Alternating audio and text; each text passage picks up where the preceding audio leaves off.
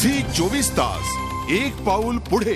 तर शिवसेनाही आपल्या मित्रपक्षाच्या समर्थनासाठी पुढे सरसावली आहे। शिंदे हे महाराष्ट्रातले असल्याची लाज वाटते अशा शब्दात शिवसेना नेते संजय राऊत यांनी हल्लाबोल केलाय।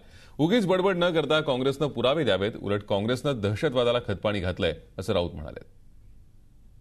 सुशीलकुमार शिंदे हे महाराष्ट्राचे आहेत हे आता आम्हाला सांगायला लाज वाटायला लागली आहे। गृहमंत्री पदाचे त्यांनी जे अधपतन केल्या गेल्या काही दिवसापासून अशा प्रकारची विधानं देऊन, एक तर ते असं म्हणाले की संपूर्ण दहशतवाद पाकिस्तानचा विसरा, पाकिस्तान आपल्याशी कसं वागलं ते विसरा आणि सगळं काय विसरून तुम्ही पाकिस्तानचे क्रिकेट खेळा, अशा प्रकारची भाषा या देशाचे गृहमंत्री करतायत। आणि तुम्ही आज म्हणताय ना की संघ आणि भारतीय जनता पक्ष हे दहशतवाद्यांचे प्रशिक्षण शिबिर चालवतात, तुम्ही गृहमंत्री आहात ना, दाखवा पुरावे समोर।